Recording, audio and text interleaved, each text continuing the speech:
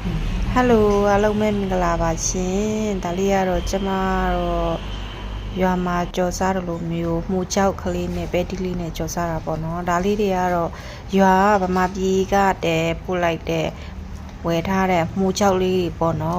ဝေယုံမှုကြောက်လို့ခေါ်တာပေါ့နော်ဒါလေးတွေကိုအချောက်လန်းထားတာဟာဆိုတော့နိုးမွအောင်ရေးစိတ်ထားတယ်ပေါ့ပြီးလို့ရှိရင်တော့တဲတွေပါမှာဆိုလို့၄၅ဓာတ်လောက်ဆေးတာပေါ့နော်ဆေးပြီးလို့ရှိရင်လုံးဝအရေးစင်အောင်ညှစ်လိုက်ပါတယ်ပေါ့နော်အရေးတွေစင်အောင်အကုန်လုံးညှစ်ပြီးသွားပြီဆိုလို့ရှိရင်တော့ဒါလေးရတော့ပါပြီပေါ့နော်ပြီးလို့ရှိရင်တော့ကျမကတော့ဒီမှာကကြီးလေးတွေနဲ့ညှက်မှာပေါ့နော်ဒါလေးတွေကတော့အချောက်လန်းထားတာဆိုတော့နည်းနည်းကြီးနေတယ်ဆိုတော့စားရတာမတောက်တဲ့ကြီးဖြစ်မှာဆိုလို့ကျမကတော့ဒါကကြီးလေးတွေနဲ့တိတိလေးတွေညှက်လိုက်တာပေါ့နော်သေးတော့အောင်လို့ဒါလေးကတော့လုံးဝညှက်ပြီးသွားတဲ့အနေထားလေးပေါ့နော်အကုန်လုံးညှက်ပြီးတော့ပါရေးမွှားလေးတွေဒါလေးကတော့ပဲတီးလေးဖြစ်ပါတယ်ရှင်မူချောင်းနဲ့ပဲတီးလေးနဲ့ရောကြော်စားမှာပေါ့နော်ရွာမှာလိုပဲပေါ့နော်အိမ်ကူတောင်လွမ်းသွားတယ်ပေါ့အိမ်မှာဆိုလို့ရှိရင်တော့အမြဲကြော်ဖြစ်တယ်ပေါ့နော်ဒါလေးကတော့ကျွန်တော်ပဲတီးလေးတွေတောက်ထားတဲ့ဟာလေးတွေကိုရေဆေးတန့်စင်ပါတယ်ပေါ့နော်ရေဆေးတန့်စင်ပြီးတော့ပါပြီရှင်ဒါလေးကတော့အရေးဆက်ထားပါတယ်ပေါ့နော်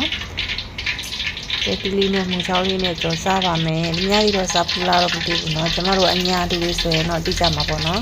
ဒါလေးကတော့စီပူလာကြီးဆိုတော့ကျမချွန်းနေမုံလေးထည့်လိုက်တာပေါ့နော်ပြီးလို့ရှိရင်တော့မှ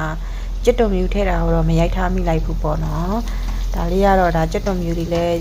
လုံးဝအယောင်လာသွားပြီဆိုမှိုးလေးထည့်ကြမှာပေါ့နော်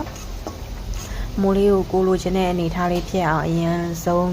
ထည့်ကြော်ပါတယ်ဘာဖြစ်လို့ဆိုတော့သူကရေစိမ်ထားတဲ့အတွက်နည်းနည်းနူးနေတယ်ဆိုတော့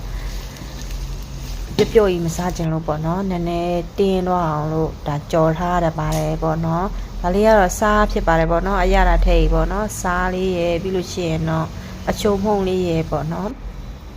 ကျန်တာတော့ဘာမှမထည့်ဘူးပေါ့နော်ဟင်းခတ်မုံလဲကုန်နေရယ်ဆိုတော့စားနဲ့အချိုမှုန့်လေးပဲထည့်လိုက်ပါတယ်ရှင်။ဒါလေးကတော့လုံးဝအကျော်တင်းပြီးလို့ရှိရင်တော့တင်းတင်းရင်းရင်းလေးဖြစ်နေပေါ့နော်။လုံးဝစားချင်စရာလေးဖြစ်နေပါပြီ။ဒါကတော့ဒီတိုင်းကြော်စားလဲရတယ်ပေါ့နော်။ပဲတီးလေးနဲ့မကြော်စားပဲနဲ့ဒီတိုင်းကြော်စားလို့လည်းရပါတယ်ရှင်။ဒါလေးကတော့ကျမကတော့ပဲတီးလေးနဲ့ရောတော့မှာပေါ့နော်။ပဲတီးလေးထည့်လိုက်ပါပြီပေါ့။ဒါပဲတီးလေးထည့်လိုက်ပါပြီ။ရောပြီးတော့ကြော်စားရပေါ့နော်။မှုကြောက်ကနဲတယ်ဆိုတော့အားကြောင့်မှုကြောက်ရောပြီးကြော်စားလိုက်ပါတယ်။တကယ်တမ်းဆိုရင်တော့မှုကြောင်းလေးနဲ့ငရုတ်တီးနဲ့လည်းကြော်စားလို့ရတယ်ပေါ့နော်ကျမကတော့ပဲတီးလေးနဲ့ရောကြော်စားခြင်းလို့ကြော်စားပါတယ်လုံးဝစားခြင်းစရာလေးပေါ့နော်